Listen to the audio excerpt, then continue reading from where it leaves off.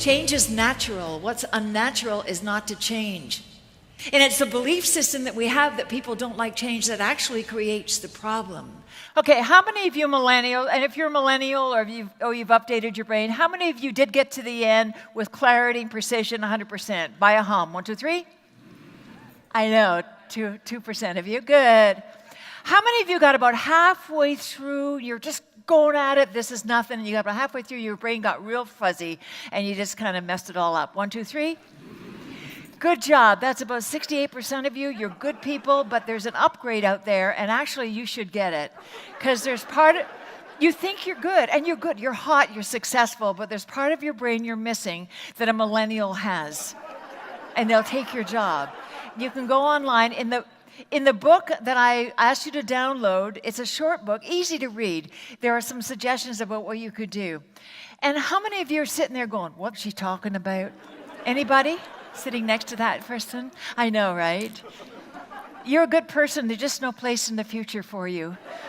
It's just not. I'm sorry. We'll just had to put you in the corner and turn you into a chia pet.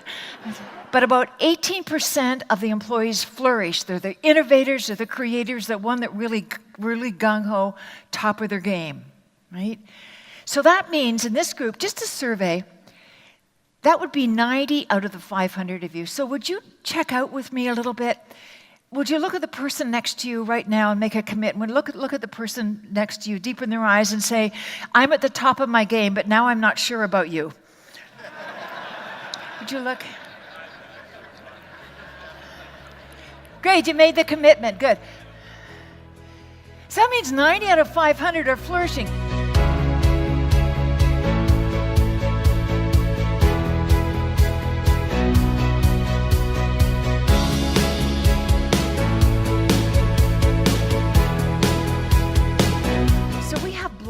And they're kind of silent people. They sabotage you. They kind of retired 10 years ago, just never let HR know. They're way past Ben's Alliance, way past.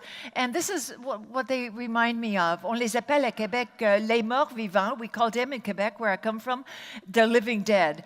And that's actually George of the Galapagos Islands. If you've been to the Galapagos Islands, he's the last of a species of giant tortoise, and he wouldn't mate, if you remember. And how you know you're working with a lonesome George is that you get desperate trying to figure the guy out, right? And that's what they did on the Darwin Research Station. They built a heart-shaped swimming pool to try to get him in the mood. Maybe he, or they brought other couples in to try to show him how to do it. That's Lonesome George, and he's in denial. He just doesn't get it. You pick up people who are blocking your company by their vision, by their auditory clues. Ain't broke, don't fix it. Always done it that way. That will never work. Those are the 3 top sentences that they use. How many by a hum know somebody at your company like that? 1, 2, 3? Whoa, that's way too many. Mostly over here. How many of you are sitting next to that person right now? You've got a myth about these people, I want to break it, is that you can't teach an old dog new tricks. That's what we used to believe, right? That if you're over 55, oh, let him go. Let George go, He's going to be retiring soon. Do you know what I mean? And the thing is that the brain is plastic. You can learn just as easily, and you should learn just as easily at the age of 60, 70, 80 as you do at 20, because the brain is plastic, and there's just no excuse. If you've got an issue with people, not you, you're not the problem. It's everybody else around you. I know that. Let it go, let it go. Here are wonderful cards you can use. And if you want to have a really good time, if you're fighting with your husband or your wife or your partner in the kitchen, like at 10 o'clock at night, pick up the card, hold it up. Just see how that works for you. But if you still don't have the language, I've heard language is hard in these difficult conversations. Aprendí esto en México. I learned this in Mexico from this Eliseo. Me dijo, cuando el caballo está muerto, déjalo. It's beautiful. You can use it anywhere. It means when your horse is dead, get off it. When I first picked you up, what were you, if you can share it publicly, what were you thinking? I was scared, I think. You're scared, yeah. First time under change, when things happen, the first thing is fear, right? The second, any other thoughts? Probably embarrassment. Embarrassment, yeah. Okay, change is embarrassing because you're doing things that are new that you might make a mistake with. We learned this morning you're supposed to make mistakes and feel embarrassed just the way you did. Good job. Yeah. So scared, embarrassed. Uncomfortable. Uncomfortable, really positive so far. Yeah. I felt, uncomfortable in front of everybody looking at you. You look stupid. Okay. Right. Yeah, you really did. You didn't have to bring me up on stage I for know, that. I didn't. Because when things happen, usually there's an opportunity there. Usually there's something positive. Usually there's something that you can do with it. Because if you forget to control worry like you did, you forget to enjoy the ride. Get it?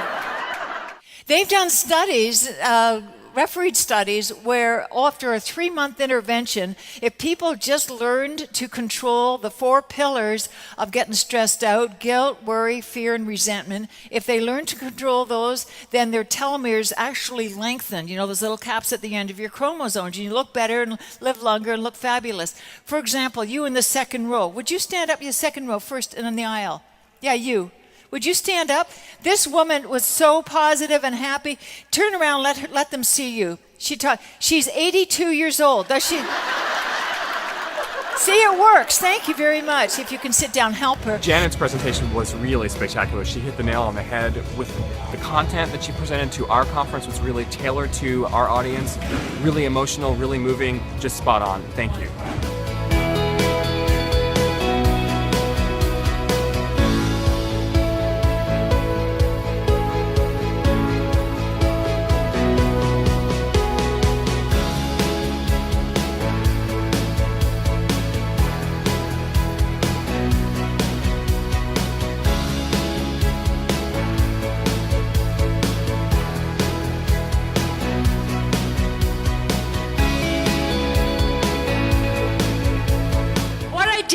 I read all 14,000 leadership books and summarized them on those cards.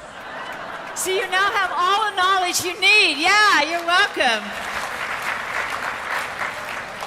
But the bottom line is following through from the first exercise you did by putting your hands up and slapping each other on the shoulder. You can get everything you want in life as long as you help enough other people around you feel good about themselves when they're with you.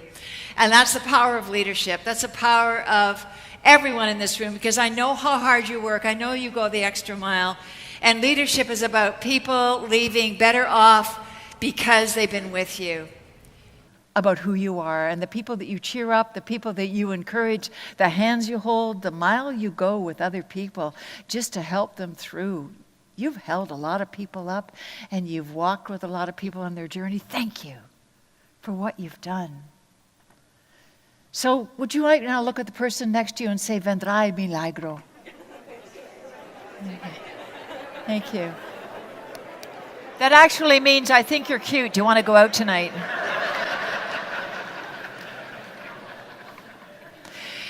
You see, I've noticed in life that change like that, disruptive change, when we throw our arms up in the air and the world is over, a door always opens. Do you notice that? If you're going through that right now, a door will always open. You were strengthened by it.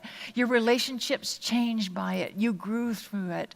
It's a kind of a paradox, like Warren Bennis says, the paradox of leadership, the crucible of leadership.